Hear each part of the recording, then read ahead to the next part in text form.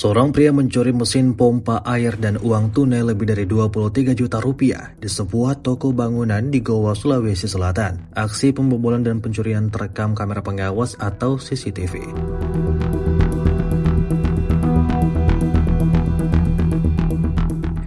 Rekaman kamera pengawas atau CCTV ini memperlihatkan aksi seorang pria mencuri mesin pompa air di sebuah toko bangunan di lingkungan Bonto Maranu, Kelurahan Benteng Somba Opu, Kecamatan Barombong, Kabupaten Goa, Sulawesi Selatan. Selain mencuri satu unit mesin pompa air, pelaku juga mencuri uang tunai sebanyak lebih dari 23 juta rupiah di laci meja kasir. Aksi pencurian di toko bangunan ini bukan kali pertama terjadi.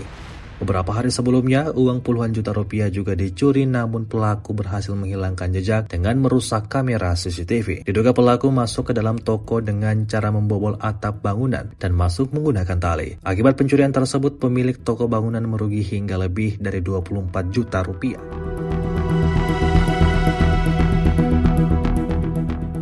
Menurut pemilik toko, aksi pencurian di tokonya sudah 2 kali terjadi, namun pelaku belum berhasil ditangkap. Aksi pencurian di toko bangunan ini pun sudah dilaporkan ke petugas Polsek Barombong, Kabupaten Goa, Sulawesi Selatan.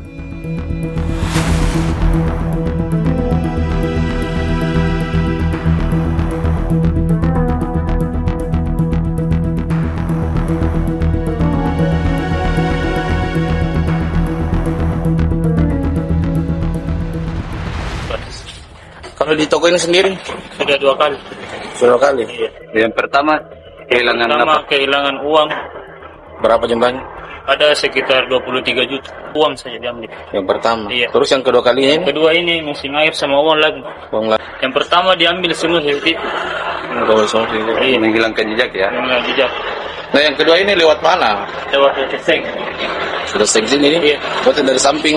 Samping jangan jat.